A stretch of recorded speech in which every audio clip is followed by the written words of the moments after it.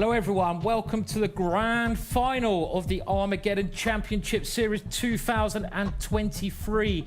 The chess show with more bites than a rabid, hot, out of control King Cobra. I'm here, Grandmaster Simon Williams, broadcasting from our lovely studio in Berlin, alongside the fabulous, the wonderful, the brilliant International Master, Jovanka Houska. Thank you, Simon. It's awesome to be here because this is the third day of our grand finale, and today it is elimination day. We do have 8 players, but today we are going to say goodbye to 2 of them. They are going to be leaving the competition, and Simon, check out some of those names there. Some really big names there, and all of these players have qualified through the heat stages, and we're in for some brilliant chess today. I hope you're all excited and ready for the action. Yeah, and yesterday, talking about action, we were treated with Armageddons galore. And let's have a recap of what happened.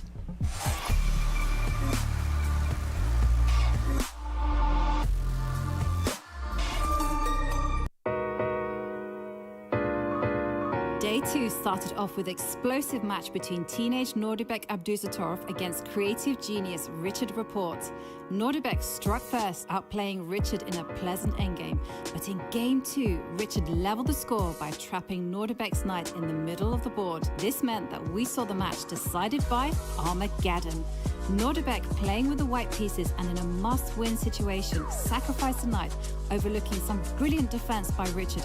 However, with little time on the clock, Richard could not handle the nerves and blundered back material and was checkmated.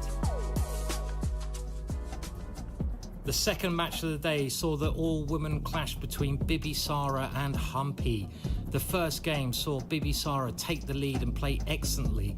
It looked like it was going all her way until the second game, where Humpy came back with a great game, equaling the score. The Armageddon game saw excitement everywhere. Both players got down to 5 seconds left, but Humpy won the queen and ended up checkmating Bibisara, going through to the next round. Yeah, checkmates and Armageddons galore. Well, let's have a recap of what this season has all been about. This is the grand finale of Armageddon Championship Series 2023, the ultimate chess showdown of the year. From March till June, we had 4 amazing tournaments: the Americas, Asia and Oceania, Europe and Africa regional series, and a special qualifying stage, Women's Week.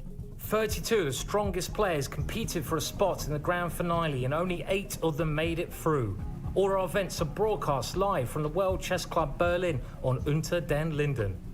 This is make or break. Who will make the cut and become the Armageddon Championship winner? Don't go anywhere, this is Armageddon.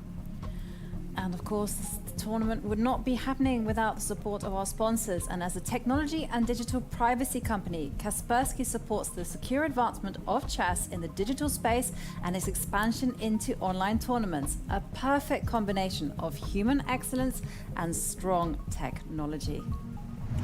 Yeah, we're at a very exciting stage of the competition now, and we should have a look at the bracket so we can see how things are progressing. And today we're down to the lower half. It was a random draw at the start of the competition, and it's ended up with these 4 players fighting for their life to stay in the competition. If they lose today, they are going home.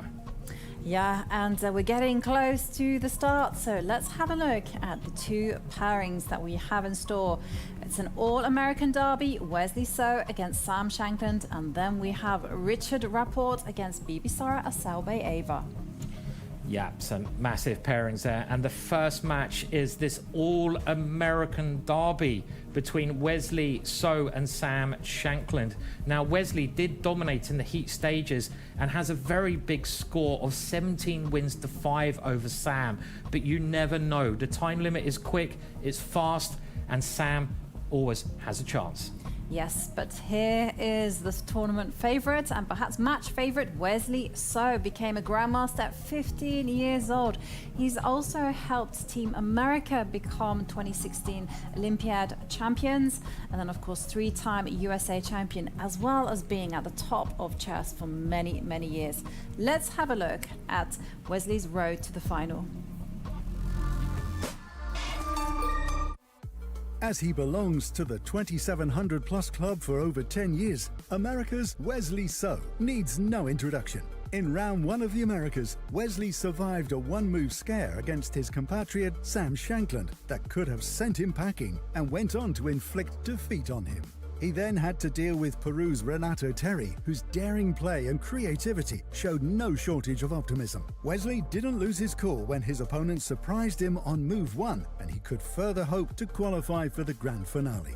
The semis put Andrew Tang on Wesley's road, a lightning-fast chess specialist with nerves of steel. In that match, where he represents experience, Wesley was yet again unflappable and reached the finals. Wesley's years at the top came in handy as he won the finals 2-0 in quite convincing fashion. Can he confirm his status in the grand finale? Others will have a say, but wherever So plays, you can count him as a favourite. And Wesley's opponent today is Sam Shankland, and Sam is going to have played really well today in order to win, but he is a fantastic player with probably the best smile in the business. Look at that big smile. He was a Grandmaster at the age of 20. He's been a gold medal winner in the Olympiad, and bizarre fact there, he was part of the Survivor TV show, and he's going to need to be a survivor today. Let's now also look how he got to the final in his own words. Sam Shankland is, in his own words, not a blitz specialist. You could almost say so. In round 1, he missed a winning blow against his compatriot Wesley So and came close to creating the sensation, but went on to lose the match. In round 2, he powered through one of the most famous faces of online chess, Canada's Eric Hansen. He then went on to defeat another online legend, Peru's #1 player Jose Martinez.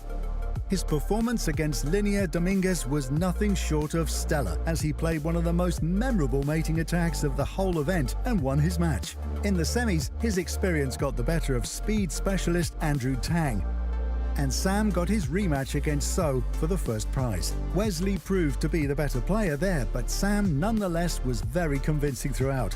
Will he be able to improve on his performance this week? That is the question, and of course we are less than 1 minute away from the start of play, so let's remind ourselves of the regulations. The players will be playing 2 games of blitz at the time control of 3 minutes plus a 2-second time bonus per move, and in the event of a match tie, then everything, and I mean everything, will be decided by Armageddon. And we had 2 Armageddon games yesterday. I don't know if we're going to get a third today, but it means if we get there, White has 5 minutes, Black has 4 minutes, no extra time per move, but White must win that game. And here is our lovely arbiter to make sure there's no issues, no arguments, which of course there won't be. And Anastasia there just keeping an eye on things. And we're down now to 10 seconds before the start of this all-American clash. Wesley with the white pieces. It's going to be exciting. It's going to be amazing, Simon. And we are going to see the lights, camera, action, and they are off. Wesley opening with his trademark King's Pawn, and Sam responding with a French defense.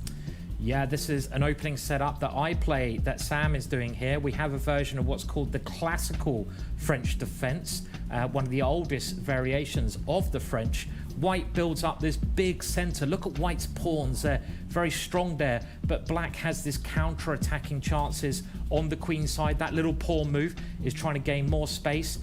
We should also note the heart rate. Sam is nearly half the heart rate of Wesley so far in this game. Yeah, Wesley did actually admit to having some first day nerves.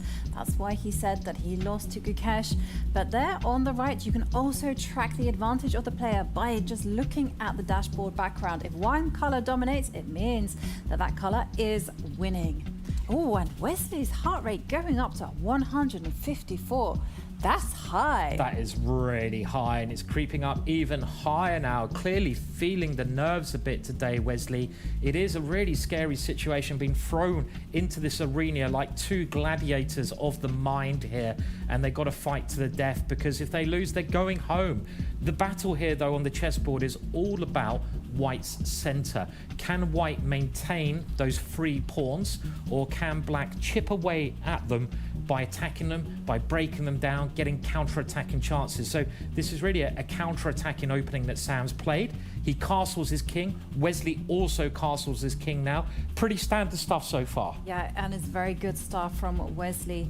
Just getting the king to safety, and I like this move by Sam Shankland. He seems to be very much in his preparation, although the clock time doesn't quite indicate that, because he just bashed out this F-pawn move. Yeah, this is a standard concept in this position, this opening. The idea of that last move from Black is to blunt White's light square bishop. You see that light square bishop of White's? It's now blunted. So Wesley takes en passant. This is a very special move. It is called capture in passing. You capture the pawn as if it moved one square. And I remember trying to learn that rule as a beginner. I really struggled.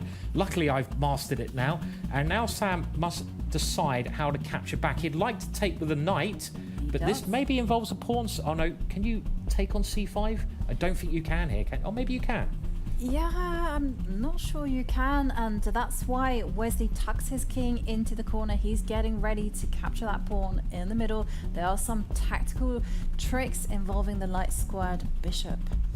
Yeah, and the other idea of king to the corner is that if Black moves his knight to attack a bishop, the bishop has a retreat square, trying to keep the center under control. And again, every time the pawn structure changes, we should reassess the position.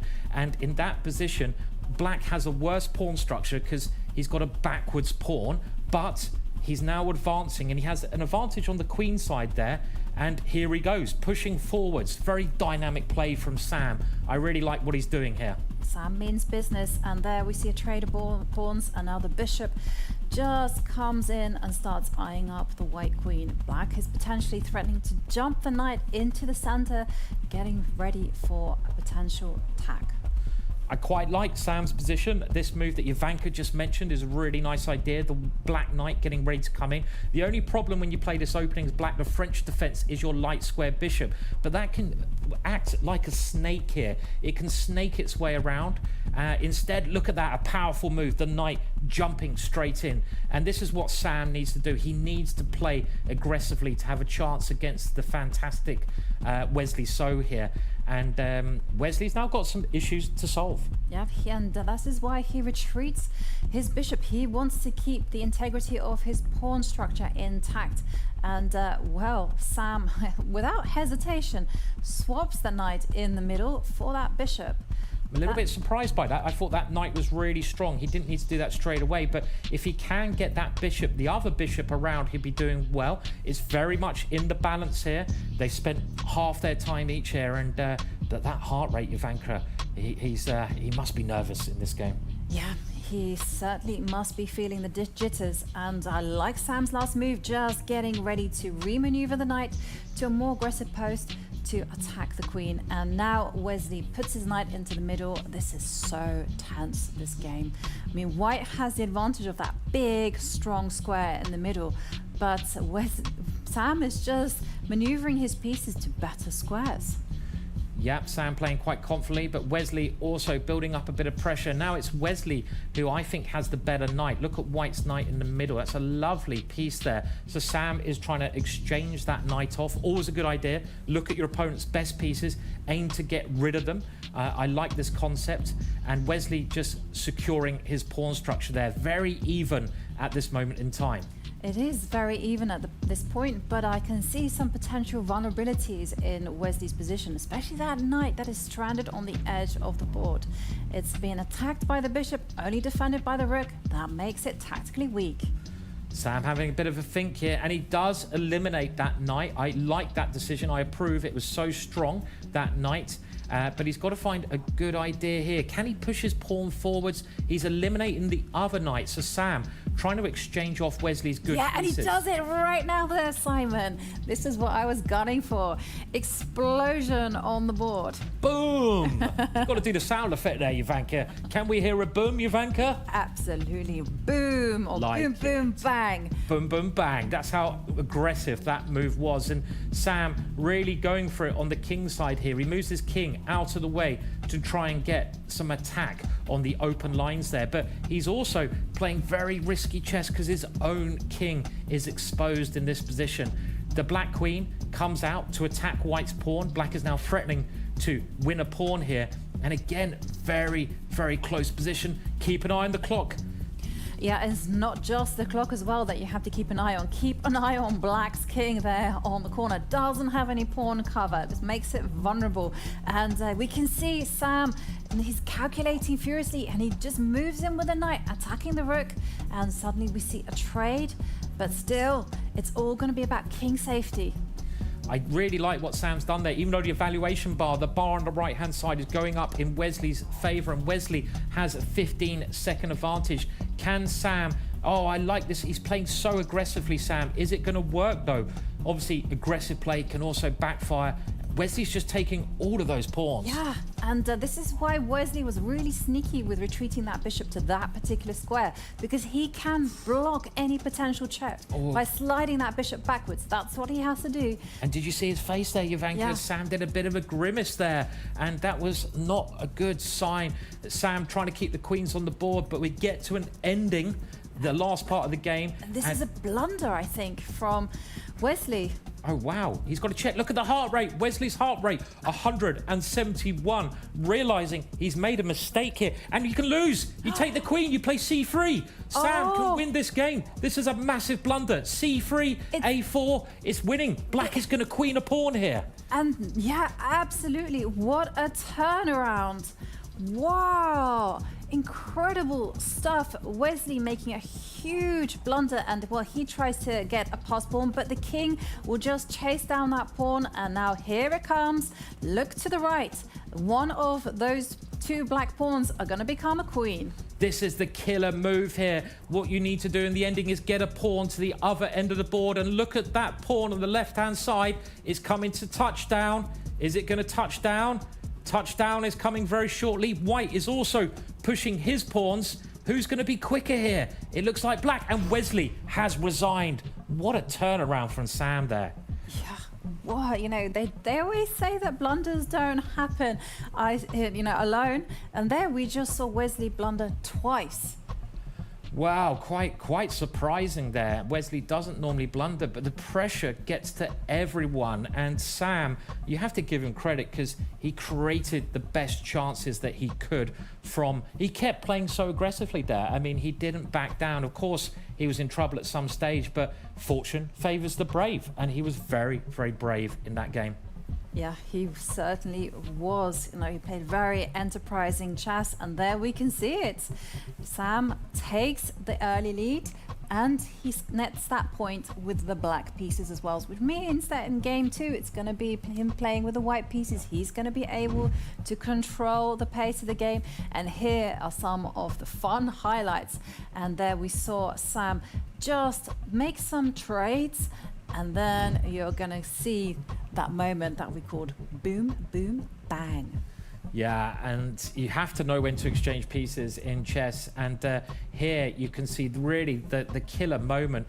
And this position here, it kind of looked right for Wesley, but this was a big mistake. He tried to get to the ending too soon, and Sam now made a brilliant exchange. And in this position, Wesley had to move his king, but he blundered by exchanging the queens. And when the queens came off the board, there was no way that Wesley could stop one of Sam's pawns from getting to the touchdown point and becoming another queen. And Sam must have been very excited there to see the win and put the ball in the back of the net.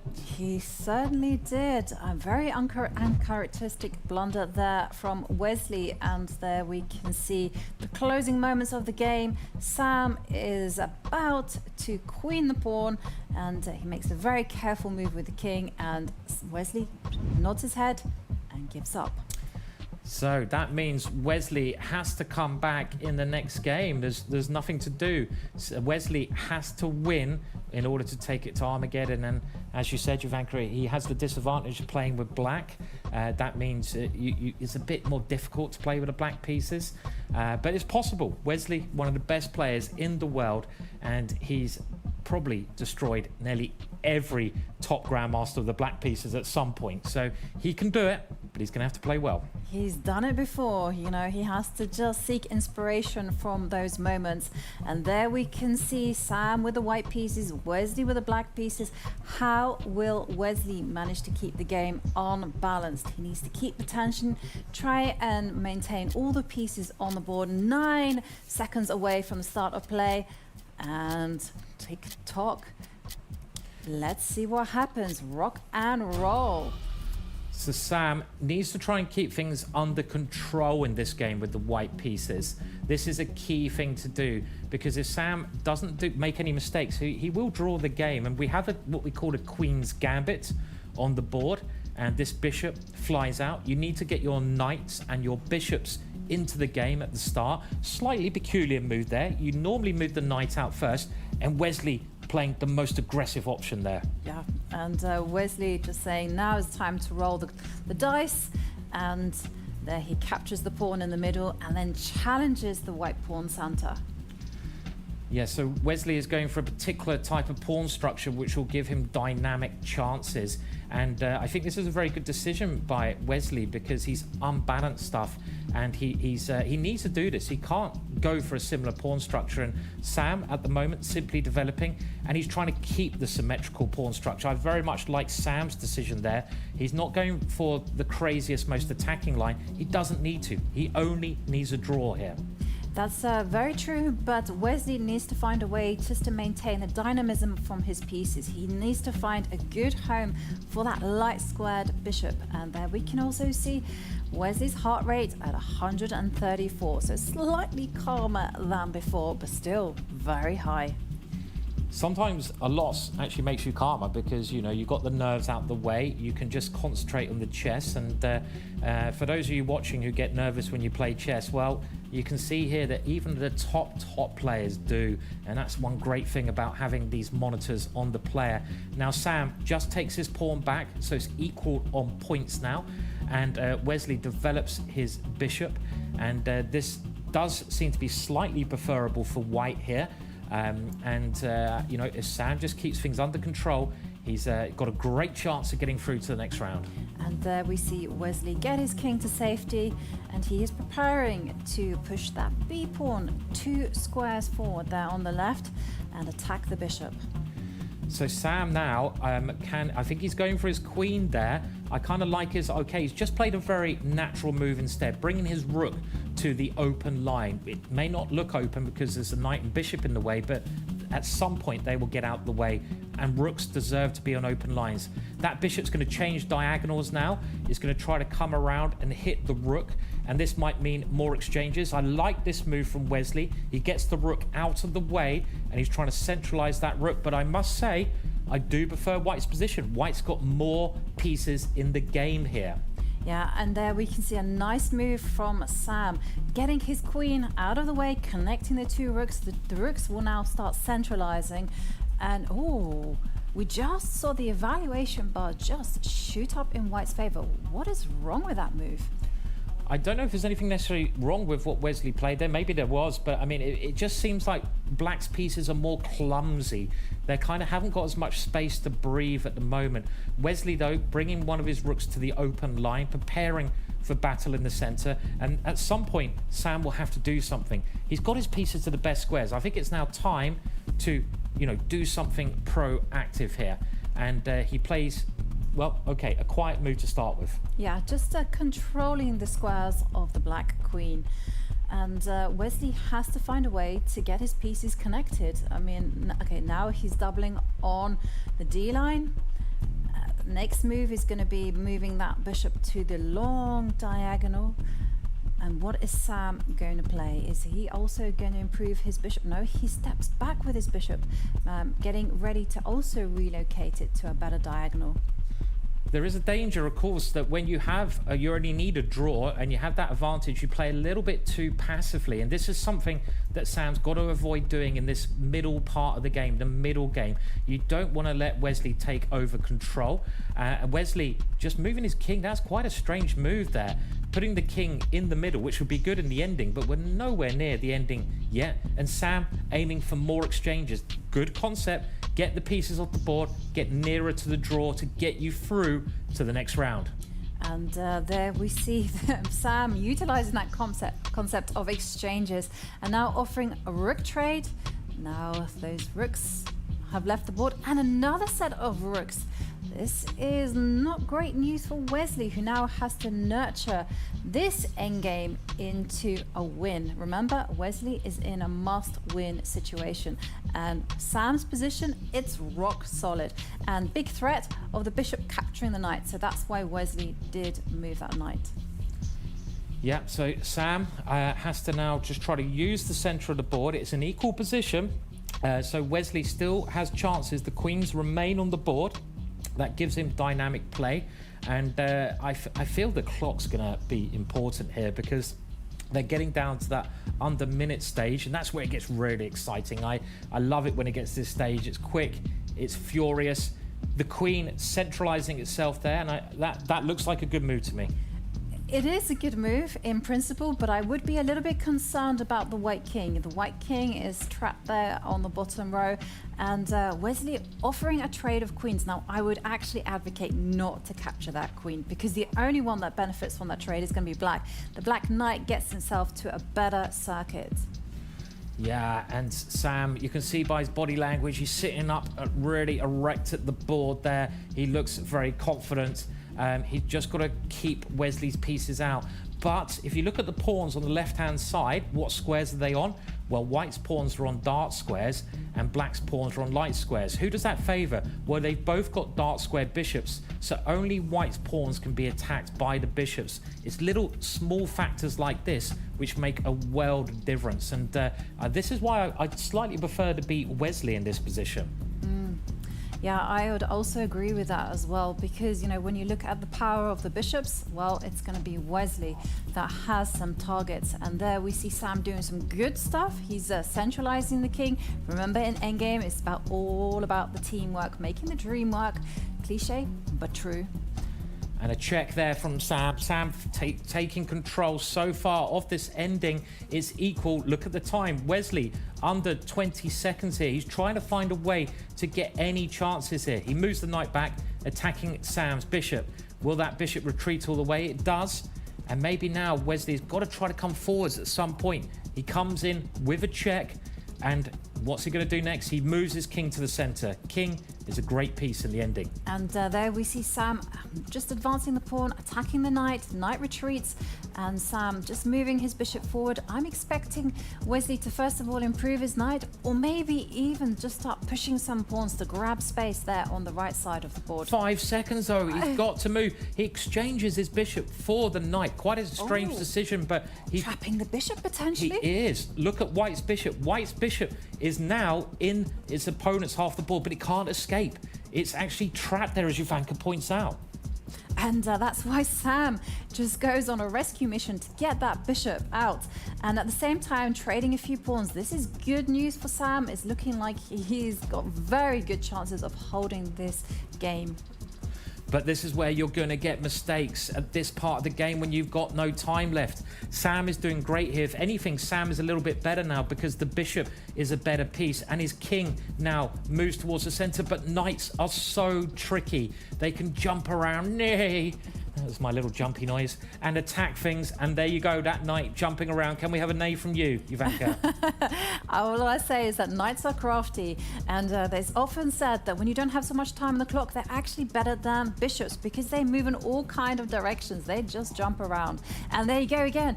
It's given a check to the king. And now Wesley's king is making a dash for the right side of the board. And, well, this looks terminal for white. Oh my words, Wesley has turned it on its head. He's got his king into the position. He's won a pawn. This is great news for Wesley. He might be making it an Armageddon game. Is there any chance for Sam here? He's got a pawn down. He went a little bit too passive here. It looks so bad now, and I think Wesley's gonna do this one. It certainly looks that way. And now the king is coming in to grab that pawn. Oh, and there we see Sam with 15 seconds left in the clock. And there you go. He's going 2 pawns down, and the handshake. And Wesley winning with the black pieces on demand. Wow. Unbelievable stuff in the closing seconds of that game. And there we can see the heart rates. Wesley's went up to 177. That just shows you how exciting this format is, the Armageddon format, because even if you think everything's going very well for one side, it can turn around in the blink of an eye. There I was neighing away, and by the time I finished my neigh, Wesley had taken over. And that happens, and that means we're going to get Armageddon now. And before we get to that Armageddon game, let's just have a look at the highlights from that game. And here is the critical moments where Wesley decided to trade the bishop for the knight and just completely jail that bishop there. And it's around about here that things go wrong for Sam.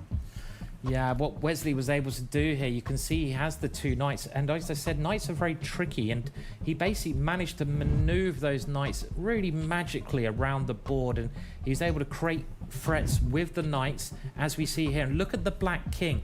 The black king is able to enter in the position. This check forces the white king away. The black king comes in. All the black's pieces, they are just coordinating, working so well. And Sam shaking his head there. He totally missed that move, which actually lost the pawn and probably lost the game in that position.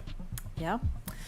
It certainly did lose the game. You cannot let your opponent's king infiltrate into your position, especially not in the endgame. And that means, well, here we have the closing seconds. And talking about king infiltration, here is Wesley coming in to get greedy and grab that pawn there on the left side of the board. And it's around about here that Sam decides enough is enough, and it's Armageddon time. It is indeed. We love a bit of Armageddon here. It's only one game now to decide who goes through to the next round. And you have to remember, the loser of this game is actually out of the competition. They've already lost one match. They don't get another chance. So they're going to be doubly nervous now. The rules of Armageddon, just to remind you, white gets 5 minutes, black gets 4. White has to win. So if it's a draw, black will go through. No added time. No added time. What you see on the clock is what you are going to get. And there we see the players in complete darkness. We don't know who has chosen what color. What do you think? Well, I can't see anything at the moment, Jovanka. What do you think? What do you predict? Do you think Wesley has chosen with the white pieces? I'm going to go Sam White. Sam White. No, Wesley has the white pieces, and that means Wesley must win this game, and they are off. And we've seen this so many times before, especially yesterday. Oh, a bit of a surprising move there. This is called the cowboy move, a bit of B3, only played by cowboys. Apparently. It is only played by cowboys, but I can tell you one thing. Sam Shankland has done some opening courses, and he deals with this, and he actually recommends the system that he's playing and doing a very flashy castling there with his hands. And he was very adamant that you had to delay this development of the knight. And Wesley preparing to break through in the center. But Sam, look at that. He's rattling out the moves. He knows exactly what he needs to do. And yep, his course says it's all about taking space on the left side of the board. And Wesley now under some pressure. So the time really is so important, more important in Armageddon, because you don't get that added time. Yesterday, it really came down to that.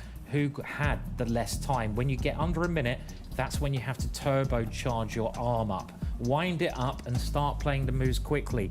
Now, the position so far, I like this idea from Wesley. He's targeting a pawn with that knight, and Sam's got to decide how to save a pawn here. So A nice little idea there from Wesley. Certainly a nice idea. And did we see some emotional gestures there from Sam? He looked a bit upset, like he'd overlooked something. No, he's made a mistake here. Bishop f6, look at the evaluation bar. This looks like a good move, but knight c4 is a real problem for Sam, because now his queen has to go to an uncomfortable square. Bishop a3, something like this. Okay, you can play knight b4, but this is really, really looking so dodgy. Even pawn takes pawn here, Jovanka. If Wesley can concentrate, he's got a great chance to progress. Pawn takes pawn is the killer, right? You're attacking the knight. You don't need to worry about your own knight in the center when you can counterattack. And there we see Wesley's heart rate 156 and Sam shaking his head. He completely forgot about this little intermediate move. Yeah, this is heartbreaking for Sam. He won that first game in brilliant style, and now he's in a lot of trouble here. He's just too many pawns down, and he's going to need some good fortune to get some chances in this game. Can Wesley hold it together? He just needs to hold the position, not make any mistakes. There is still a problem with his knight in the middle. If it's black's move, black will go bishop takes knight and win a piece. So it's very complicated still. The pieces all remain on the board, so it's not over by any means. He just retreats his knight. That's a nice move from Wesley. And you're right there. We must not forget the impact of the clock in Armageddon. We saw it in yesterday's game that, it was all about the clock. It didn't really matter so much about the position. And if Sam can just remain alive, keep the game going until the players have got less than a minute, then he still has hope. Yes, and he's only one pawn down, but there is an issue now. If you look at, oh no, Sam, he can see it on his face, the emotions that he's going through. He might be realizing now that this is his last game in the competition if Wesley plays right, because now the knight jumps in. Look at the bishop in front of white's king. It's pointing at black's queen and also at the rook there. Oh, I feel for Sam here. He's getting, it's not nice losing like this when you've played so well. Yeah, he was on the verge of securing this match, but then some panic there in the closing moments of game 2, and now it's just gone all wrong for him in the Armageddon. Material down and less time on the clock. Well, if he wants to stay alive in the competition, if he wants to use his survival skill, it's just about never giving up, don't surrender, and he just moves his bishop. I think one of the things for Sam, he's a very emotional player. You can see that, and that's good and bad. You can use your emotions to power on through to get in the zone, but when things start to go wrong, it can get you a little bit as well. It's not a bad thing at all in life, but sometimes you have to be emotionless when you're fighting in a match like this. He's still trying though. He's using his pawns on the right hand side. He's trying to make some room over there. He's got to keep fighting here. He moves his knight back. Remember that first game? He turned that game around. He's got to do the same here. Yeah, and there we see some trade of pawns in the center, and the knights now have posts. So it's still not going to be easy for Wesley, and Wesley moving his knight to attack the queen. And remember, Sam does have draw odds. He does, and the queen moves in. He is a minute down on the clock. A queen exchange would be bad news to Sam. When your point's down, you need to try and keep as many tricks as you can. So the queen is a very tricky piece, and Sam realizes that he needs to keep the queen on the board here, so there might be some tricks for him later on. But in general, Wesley is just so good. He never easily gets tricked here, and he's keeping control, moving his queen over to defend his pawn in the middle of the board there. And also setting up the threat of pushing that pawn in the middle to attack the rook. Is Wesley going to do that? No, he improves his knight. Oh, the knight is going to jump in towards the right and start eyeing up the black king. And Sam can't even capture the pawn because the two rooks are just facing off against each other. Very powerful play from Wesley here. Sam uses his other knight. He's trying to create some counterplay on the left-hand side, but look at that pawn. That pawn is 2 squares away from queening. The white queen attacking the black queen, and now Sam is trying to exchange the queens off, figuring this is his only chance. But Wesley has some very tempting moves here, like queen takes pawn is one move, That creates some nasty threats here. Wesley just using a bit of his time. He does grab that pawn, getting nearer to Black's king, and I can't see Black's king easily surviving here. A great move there, and this ensures an ending. There's going to be a knight fork. It looks like Wesley has lost his queen, but the knight comes in with a check. The knight takes the knight. More pieces get exchanged, only in Wesley's favor. Yeah, and there we see Wesley just double the rooks up, and Sam's knight coming to attack the rook. Sam, just 43 seconds on the clock. I have to say, I'm still impressed by Sam, because he could have given up. He was getting obviously despondent, but he's really, really getting everything he can, any chance he can from the position. And I mean, it is a horrible ending. You're lots of points down, but the Black Knights are very dangerous. Can they create any chances? Yeah, well, unfortunately, it is Wesley's knight there delivering a check that forces Sam's resignation. And the look on Sam's face says it all. He's grabbing his head with his hands. You can just feel his devastation. He's now been eliminated from the competition, but whew, what an Armageddon game there. And Wesley So showing his class, defeating Sam Shankland 2-1. Yeah, well done, Wesley. And that's why Wesley is one of the elite players, one of the absolute top of the pyramid players in the chess world. He does everything so well. He can fight back, as he did in that game. He needed to win. In the Armageddon game, he just concentrated. He didn't feel the nerves at all, even though his heart rate was kind of showing that his nerves were high. But he used that to his advantage. Yeah, I mean, I'm kind of also struck by the fact that I remember when Wesley came into the studio and we questioned him, we grilled him on his heart rate, and he said, you know what, my heart rate might have been really high, but I felt calm.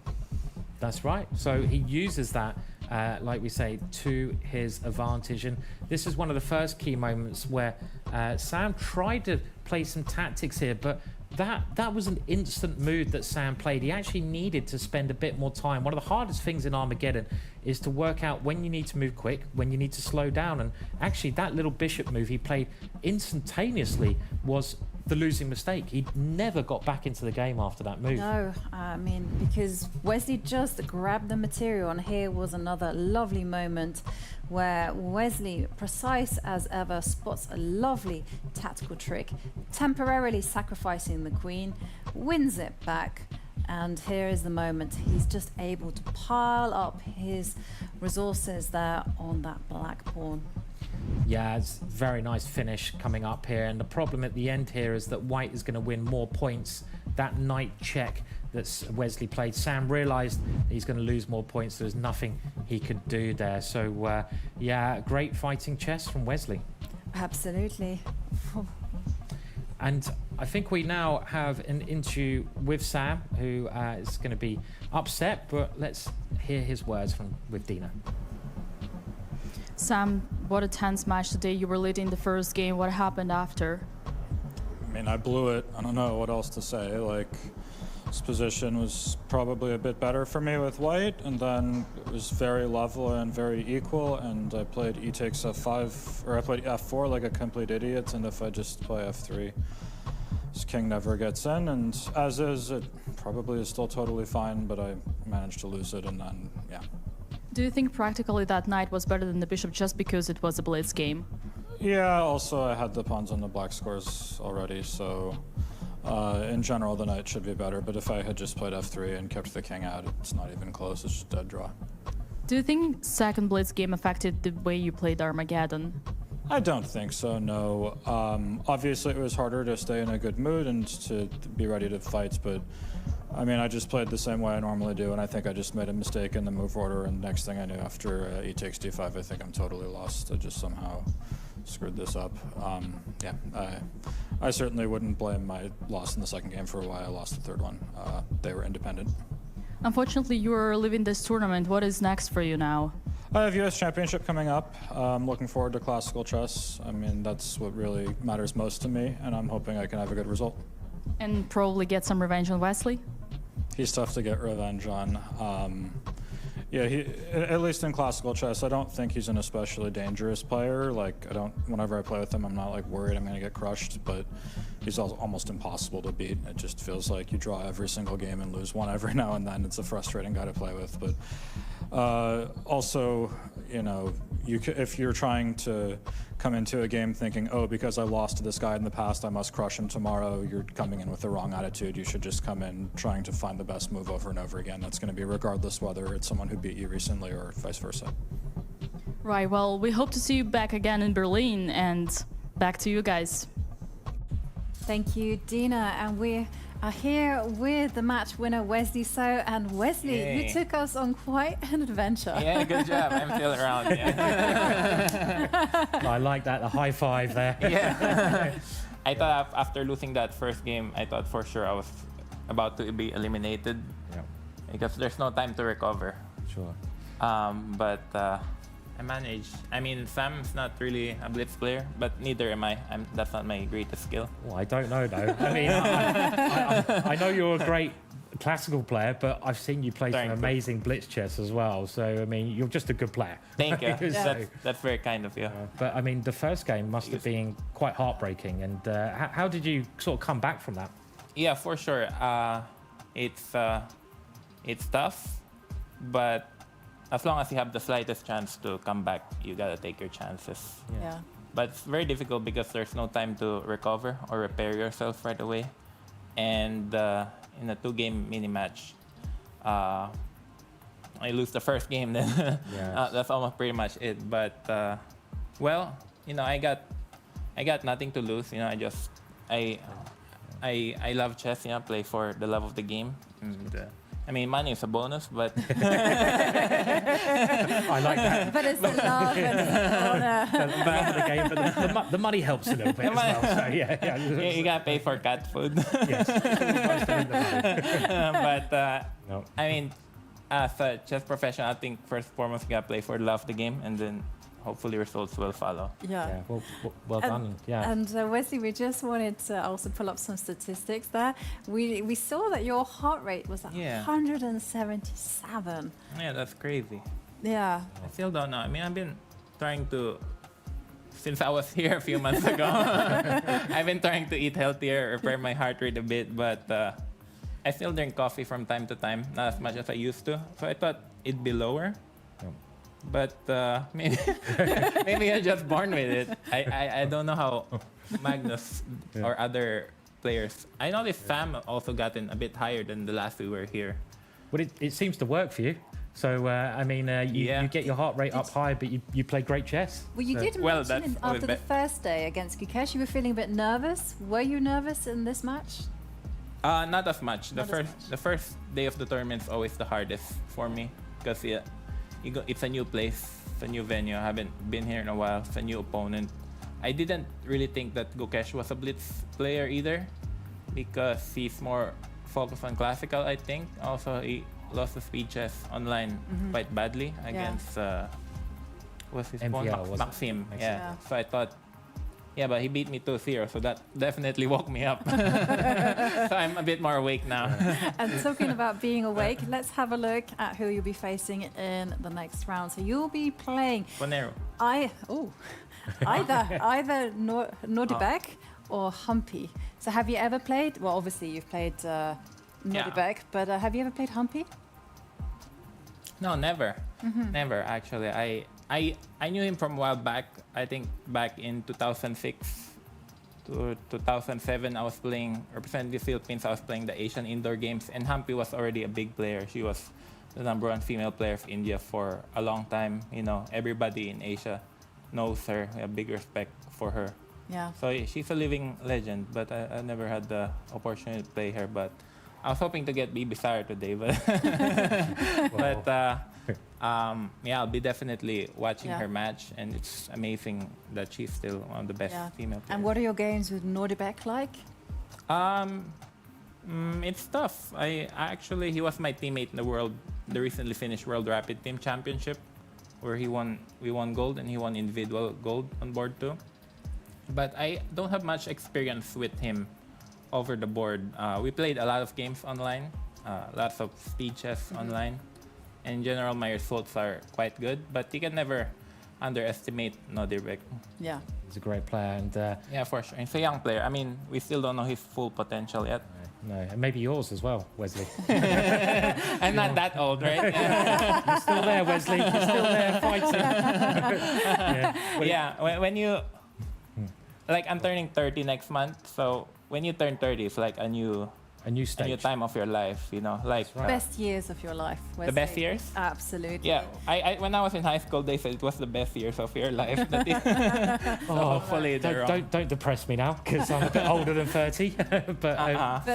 We'd like to say congratulations and wish you the best of luck for the remainder of your games. Yeah, I also like to thank the organizers here, especially Ilya Merenson and everyone who's running it for doing a great job. They've been very helpful to me. Obviously, 2 days ago was difficult, losing 2-0, but they've been very kind, and they're doing a great job. Really appreciate that. They really are. Brilliant. Brilliant. Well, thank you very much, Wesley, and good luck with the rest, and well done today. And be back. Well, you're back. Be back. No, I'll be back tomorrow. You'll be back tomorrow. Good. Not back. Okay. Well, I'll be back. We look forward to seeing you tomorrow as well, then. And we're going to have a quick look at the highlights now before we move on to the next match.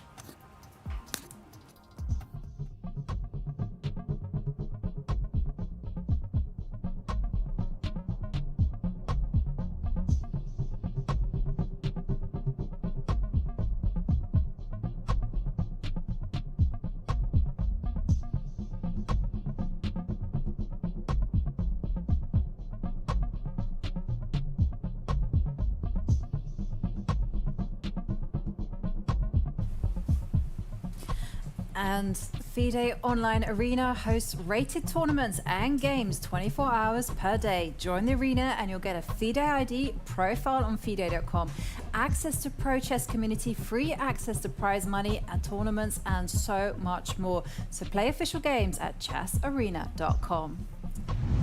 And I don't think I've ever got so many high fives from a leading elite player. So I feel privileged now. I'm not washing my hand for at least a year. Yeah. Okay. I'll give you a handshake tomorrow. Okay. Yeah, and I've got another handshake. Great. I don't know why I did that. But here we have, after that epic match, another matchup between Richard Rapport and Bibisara Assaubayeva. Yeah, this is a big matchup, and let's have a look at Richard Rapport's profile and a bit more deep dive into this fantastic player. Grandmaster at the age of 13.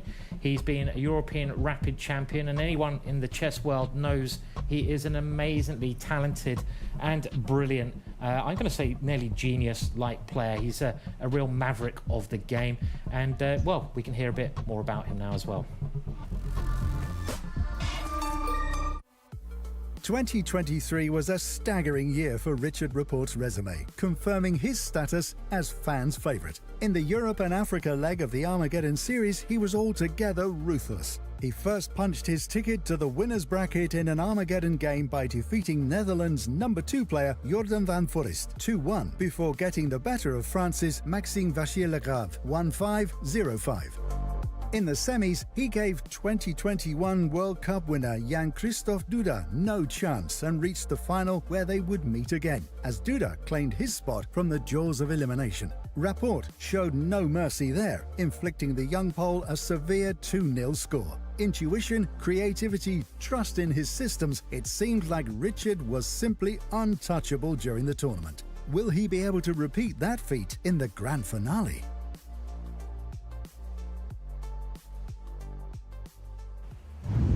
That is indeed an impressive resume, but he is up against one of the most talented female players of this generation.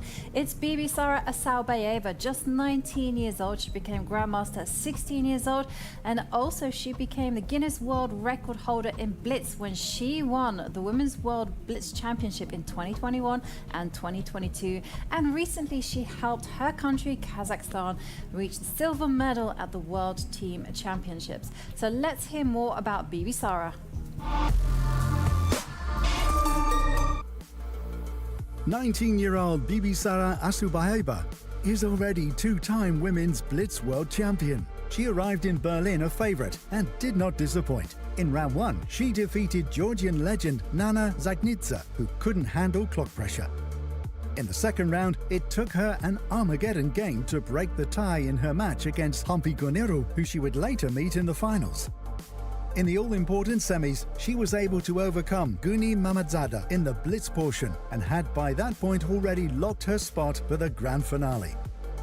In the finals, Bibisara showed dominance in blitz and won the event, thus achieving the ever-difficult task of confirming her favorite status. This week's grand finale will be quite another pair of sleeves, now that all the top 2 finishers gather.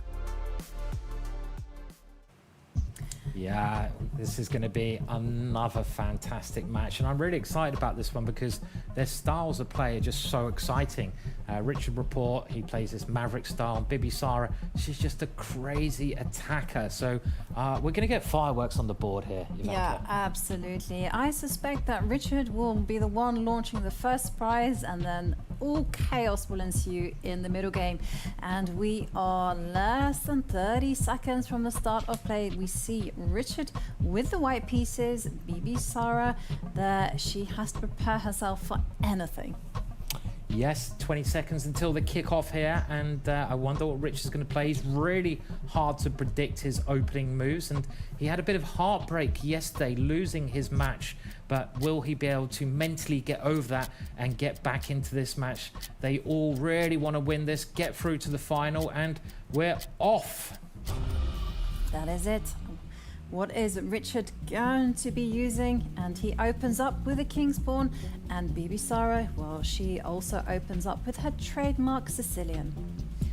Yep, and we see this is the same opening actually that Richard used yesterday against Nodirbek, and he plays this quite slow setup where he's just going to try to advance in the center calmly, and maybe what Richard is trying to do here is not allow Bibisara to get her tactical vision flowing, because Bibisara wants tactics, she wants complications, and Richard's like, no, I'm going to get you out of established opening moves, the start of the game. And look at this move, this looks really dodgy. The knight goes to the side of the board.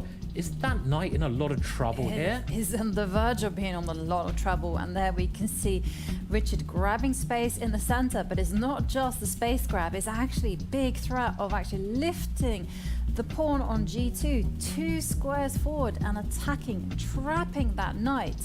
So Bibisara has to tread with a lot of caution already. I mean, she has to push the d-pawn. And she has pushed the d-pawn, but if you just look at Black's pieces on the right-hand side, they're really, really clumsy. They're not on great squares, and Richard now has some very nice ways to play the position because he just gives a check. The problem is the Black knight on the right-hand side is always going to be an issue for Bibisara. That knight might be attacked by a white pawn. It has nowhere it can move to. I love this check because now Bibisara, okay, she blocks the check. And you see here Richard just preparing to trap that knight. That is preparing to move the pawn next to that 2 squares forwards. If he did that last move, the bishop would have taken it, but in this position that pawn would now be defended. Massive threat on the board here. I know, and the big question though is how do you defend against this threat? Either you have to retreat the bishop and make room for your knight, and that's ugly chess, or you have to actually try to lift up the f-pawn, the pawn next to the bishop, and step it forward 2 squares, which is also ugly. Yeah, this is a very tricky position. The evaluation bar on the right-hand side is showing just how good it thinks White's position is, and Bibisara has moved that pawn to try and fight against Richard's idea, and Richard now changing tactics, but the problem is Black's pieces are just very badly placed here, and White is now a pawn up. High heart rate still for Richard. High heart rate, and if you take a look at the evaluation bar there on the right, well, the white color is simply dominating. So Richard also has a very healthy advantage. For him, it's just about consolidating the pieces in the center and just making that pawn, that knight there on the edge of the board look ridiculous. And I love this move, just reinforcing the protection of that pawn in the middle. And Bibisara now putting a bit more pressure on the pawn in the middle of the board, and she's doing the best she can. So Richard decides to swap off one of the pieces that was attacking the pawn in the middle, that knight. A sensible decision. Richard is a pawn up. He'd love to hang on to his extra pawn, and after queen takes, he'll probably move his pawn to defend that one, and his knight now has a beautiful square. Imagine that white knight, which is already in the battle, coming to the middle, attacking the queen. That would be a very scary move, and there is an idea here that you could play that and play g4 as well, but that's a bit risky. Richard calculating that idea now. He is definitely in calculation mode, and well, he actually decides not to defend that pawn and instead get the king to safety. So Bibisara, I'm sure she will grab the material, and this was his point, that he's just going to put his bishop in the middle of the board and just say, you know, that bad piece that you have there on the right, that knight, it ain't moving. And oh, Richard, tactical genius that he is, he ensures that black can't capture the pawn in the middle because the knight will just jump forward and attack the queen. Yeah, but he's not a pawn up anymore. He's still got a very nice position because he has the better pieces. Black's pieces are struggling on the side, but Bibisara has done a great job of coming back from a really bad position to get now an equal point position. So she's fighting very hard, but look at the time situation. She's had to spend an awful amount of time to get this playable position, and it's going down even more now. 38 seconds left. Yeah, that is one serious time advantage for Richard, and Bibisara just moving the rook over to protect the pawn, and well, Richard offering a trade of bishops, trying to soften up the king. And next move, Richard might be able to move his rooks into the middle of the board. So a very risky decision by Bibisara. She grabs a pawn. Now she is actually a pawn up, but her dark squares, she doesn't have a bishop on the dark squares that will guard them. Richard does, and the black king is a major, major target now. First of all, Richard brings his rooks to the middle, but I do like her brave play. You've got to be brave in these situations. She tries to get her king to a safer square here, but Richard keeps the pressure on.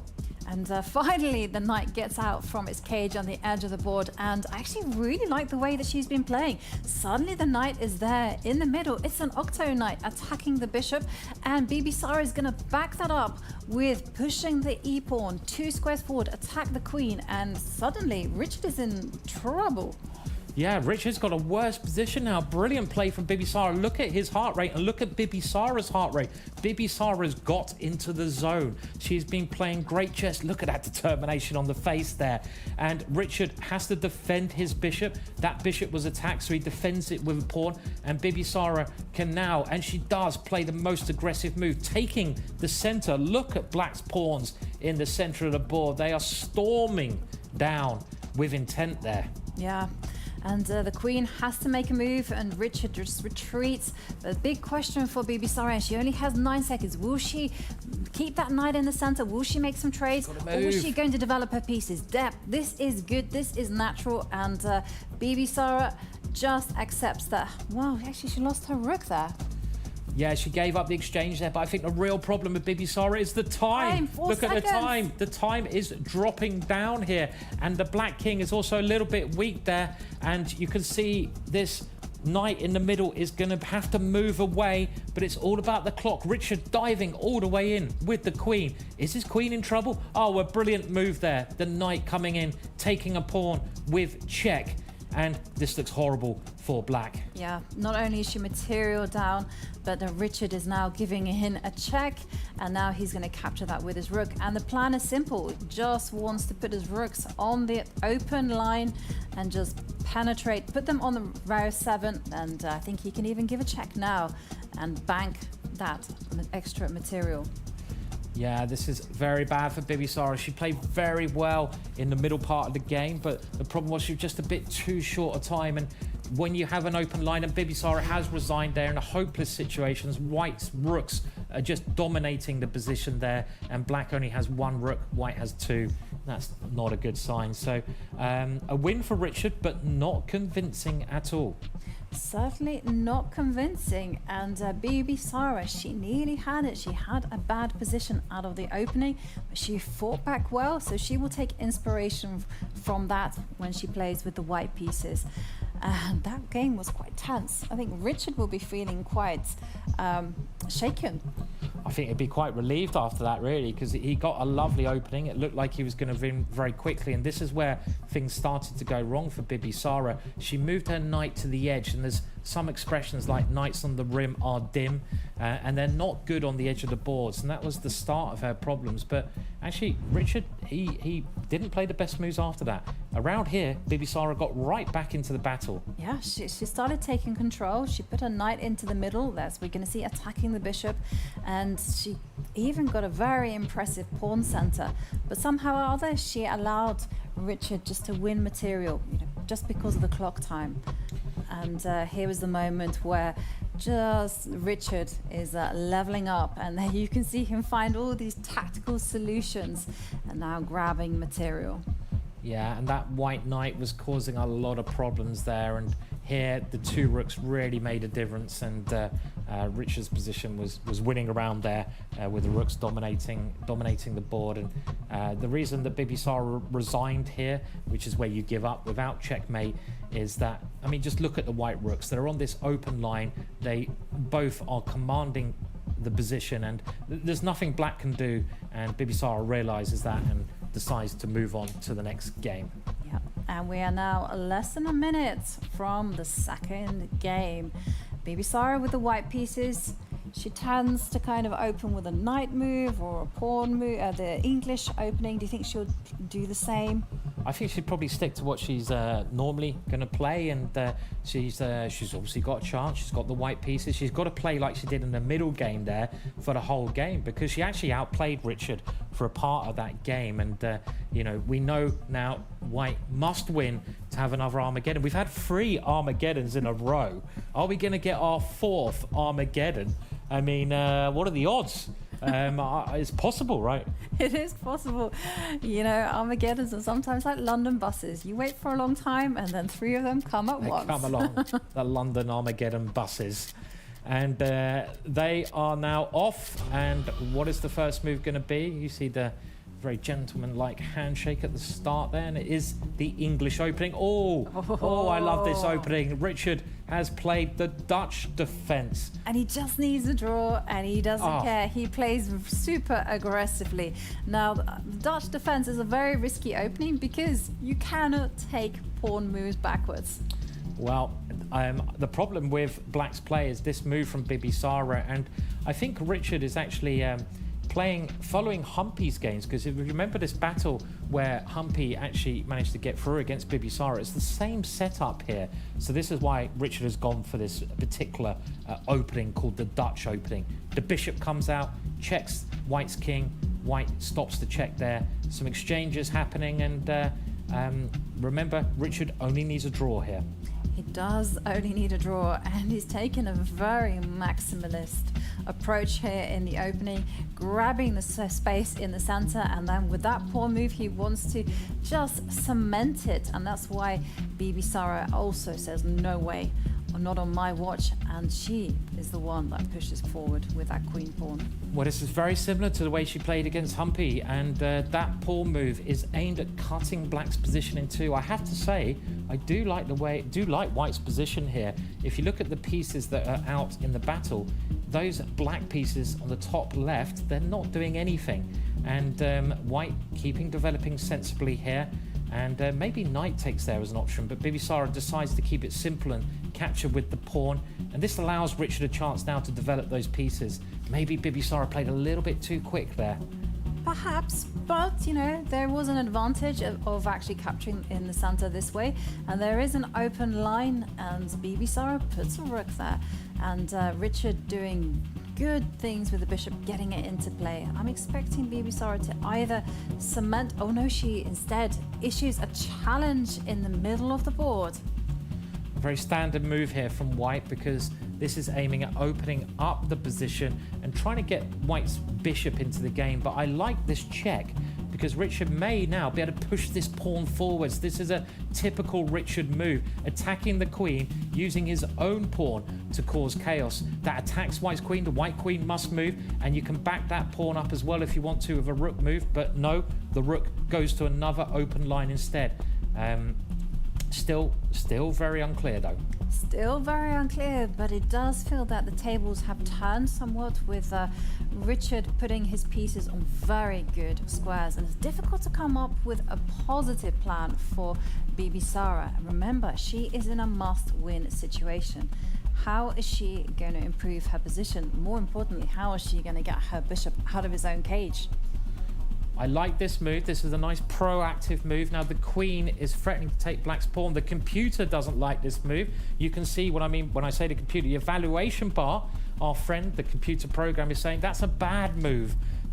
But Richard's got to work out why it's a bad move. It's not obvious in this position exactly what black should play. Maybe it's this move, grabbing a pawn there. And the point of this move, we see the queen's coming off, loads of pieces getting exchanged, and Richard had to calculate this very carefully, but at the end of all the action, black has actually just won a pawn. He's won a pawn, and another one is going to be dropping off as well. I mean, the bishop can come in and swoop to the left and grab that pawn. That is one possibility that I would certainly be tempted by.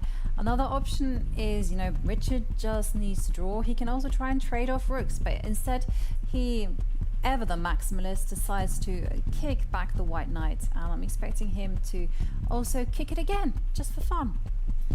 Yeah, trying to use that pawn as much as he can, get it as far up the board as possible. Black's bishop can always take that pawn, but Richard does have the extra pawn here. The white knight jumping forwards there, attacking a pawn, attacking two pawns actually, and this is a good move. Richard, you see a little, look at his face there, he didn't even see that move, I think. That came as a nasty shot for him, and he's also getting down to under a minute. This is by no means simple for Richard now. That last move is pretty scary. There's two pawns that knight's attacking. White's rook is very good, and this could go in Bibisara's favor.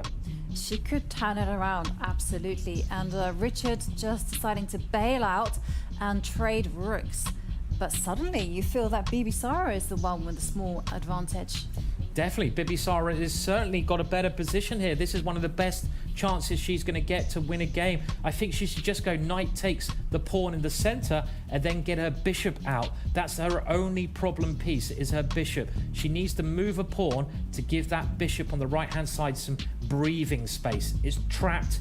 Untrap it, get the key and open the lock. Well, she plays it straight away. Also a decent idea there. Yeah, definitely very decent. After all, that pawn in the middle is not going anywhere. And now Richard actually developing his bishop, targeting that pawn sitting there, and Bibisara just pushes it forward. Somehow he feels like Richard is wriggling his way out of trouble. He has a choice. He could trade off pawns. He could also step that pawn that's under fire one square forward and then activate his knight. He's also got a bishop attacking the knight here, which is another move, and he's spending a lot of time here, under 30 seconds now, to work out what to do, and he just moves forwards. He's banking on the idea that that pawn will one day become a queen by going 2 squares forwards. He just needs to remove the blockader in front of that pawn, maybe with his knight there at some point. But again, this ending, there's a lot to play for, and Bibisara has a big time advantage. She does have a big time advantage, but the problem is that she doesn't have a straightforward plan. And whereas you can see what Richard is doing, and there you go, the knight has launched an operation to go and grab that pawn that is blockading its own far advanced pawn. It's going to spring to the edge of the board. That's the idea, and Bibisara coming back. She's gone a little bit on the defensive now, and Richard now using that extra pawn. And so far, it's all okay for Richard. I think what Bibisara needs to do is just keep the pace up here. This is so important. Keep Richard under some pressure on the clock, but it's not easy to do so when your position is hard to calculate. And now Bibisara under 30 seconds, and she has a big decision. Does she introduce the king into the game? Does she get greedy? And no, she moves the knight, but doesn't this just allow Richard what he wants to do? Well, the knight had just come from this square, and now Richard can indeed. Oh, he plays a safety first move. I'm not sure about that one. They're both moving their kings. Richard can move his knight, I feel, to the edge. Okay, but also getting your king into the middle can't be a terrible idea, but I think there was a better option there. he can still do it now. He can actually go and target some of those pawns. And Richard, 7 seconds. Oh, he's got to move. Got to move. And this is where Bibisara can be very dangerous. She's a very, very quick player. And this could, you know, all you need is one 3, mistake. 2, one 1. mistake in this position. He's got to move. He has moved. He's got 5 seconds left on the clock. He's got to play instantaneous chess here. Position looks good. Position does look good, but not any time on the clock. Anything can happen. And Bibisara attacking the pawn in the middle. Richard just ignores it, grabs the pawn. And Bibisara 1 pawn down, but still fighting. Oh. Still fighting here, but a great move from Richard there. This is trying to force more exchanges in the position, and those 6 seconds, they should be enough because he gets an extra 2 seconds every time he moves. And well, we saw some hesitation on Richard's part, but well, he does have extra material and also extra time on the clock. And ooh, bit nervous there with that long-range bishop move, and the king is now coming forward. I'm expecting the a-pawn to start marching down the boards, and it's a big ask for Bibisara to win this one. Yeah, and there you go. That last check was a killer move. With that bishop check, the king, the white king, would have to move away, and the bishop will take white's last piece. So actually very close games there. I mean, both games could have gone either way at one stage. I mean, Richard just was a bit calmer, and he did come through and won them both, but it was you know, it was close, a close match. It's certainly closer than the actual score indicates. Richard winning both those games, but there, you know, we can see it from their expressions at the end. Richard breathing a huge sigh of relief as he escaped some danger. Yeah, it's always nice when the match is over. You can go and enjoy a cocktail now. I think you deserve it. I mean, it's really hard to explain just how tense it is playing chess. You know, you're in the zone for so long. And the highlights of the game, well, this is where things started to go wrong for Bibisara. Richard had calculated like 5-6 moves ahead here in the space of a couple of seconds. And this is what you need to do to be one of the best players in the world. You need to have that foresight. You need to be able to see the future. Do a bit of Nostradamus, really. Yeah, see the future and work out the best way to proceed. You got to calculate all those possibilities, and of course Richard, being a creative genius, is a fantastic calculator. And there we see his calculation skills in operation again, as he sees through a sequence on how to win material, and now he's just a pawn up.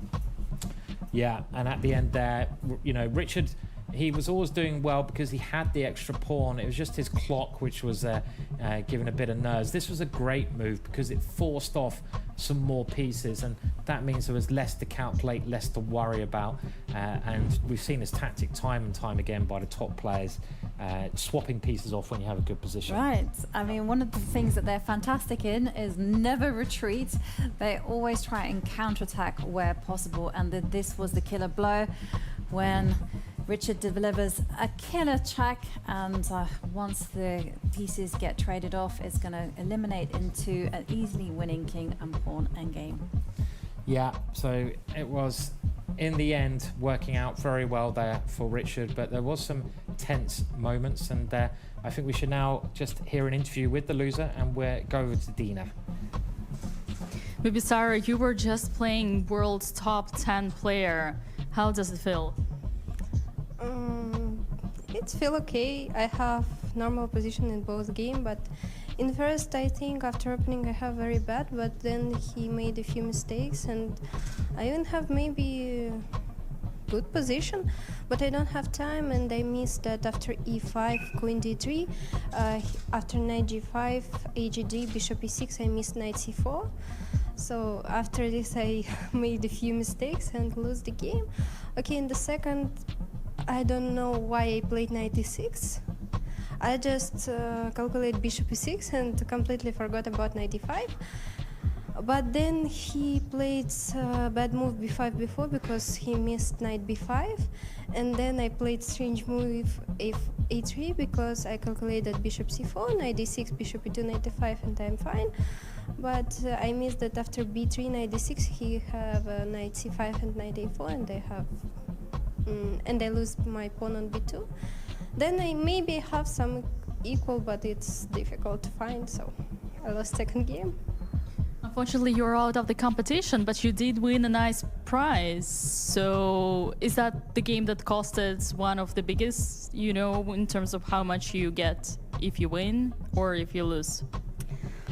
Of course, for lose 3 or 4 games, it's my biggest prize, but for winning the tournament, of course not, because I won a few world champion and I won grand finale. I won Women Chess Week, and there was biggest prizes. So, but I'm happy to be in Berlin because I love the city, and to be honest, I want to come to my home to recover, because after I will be 3 weeks in China and then Qatar and England, and I don't see my parents, so everywhere have a plus.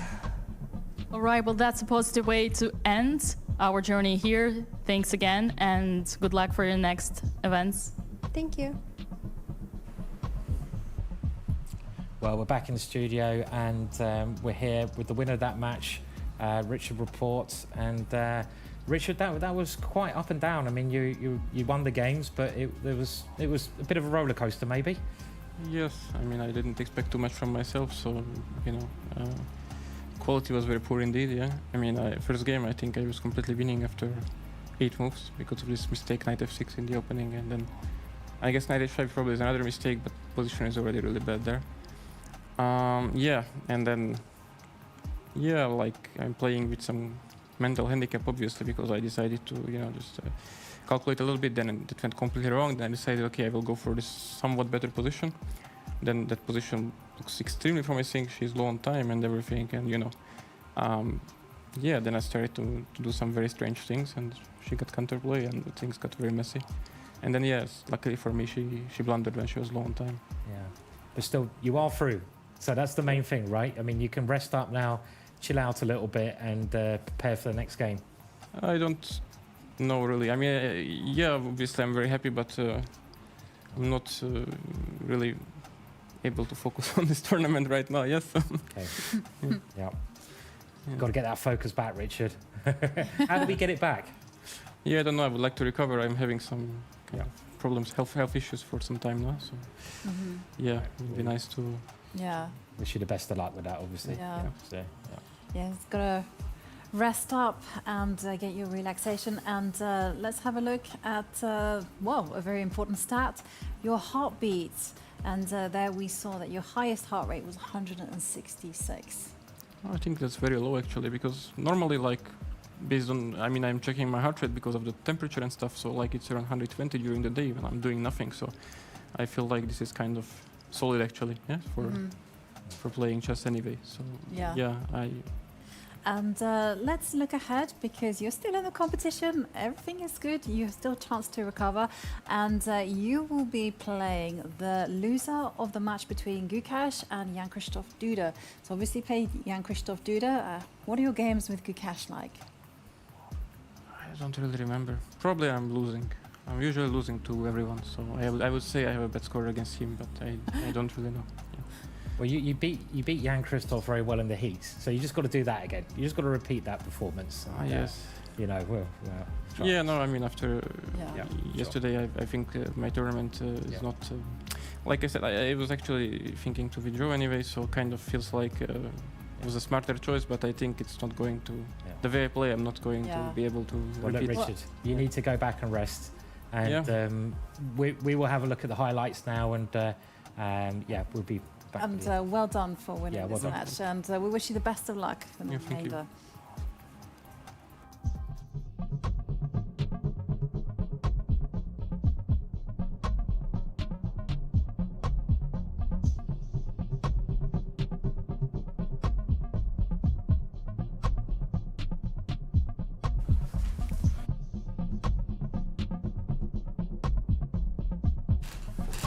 And of course, time to mention our partners. IT.com Domains, the official partner of the Armageddon Championship Series, is IT.com Domains, a domain registry like no other. It provides a platform for anyone to create innovative domains and effectively showcase their online presence.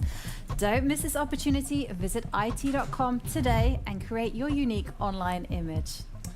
Yeah, so another exciting day of chess, and we have some more players progressing. It was elimination day today, and obviously our first day of some players leaving the final, but we're getting closer and closer to the end, Jovanka.